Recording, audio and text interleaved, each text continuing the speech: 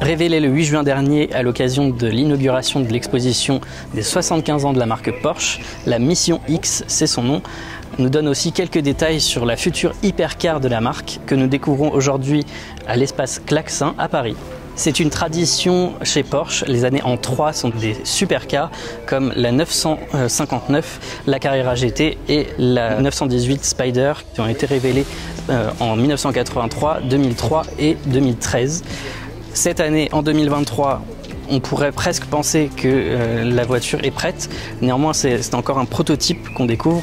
Et donc, je vous propose de découvrir un peu en détail ce prototype qui mènera peut-être à une version de série dans 1 ou 2 ans, peut-être plus, on ne sait pas encore.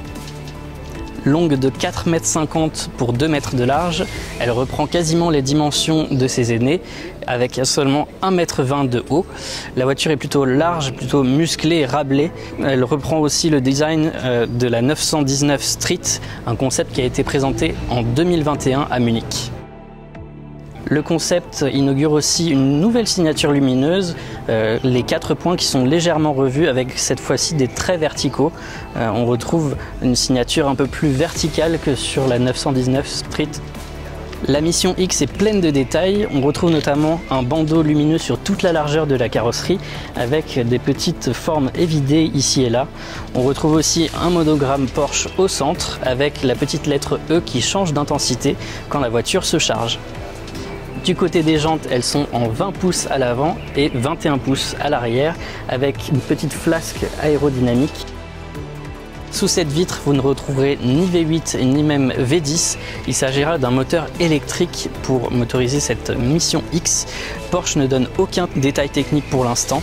On sait seulement que le rapport poids-puissance sera de 1 kg par cheval et les batteries devraient être placées juste derrière les sièges, mais pas sous le plancher.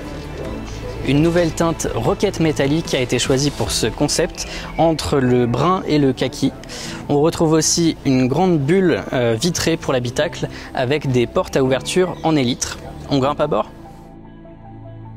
La Mission X reprend l'univers de la compétition avec un volant coupé en haut du cerceau.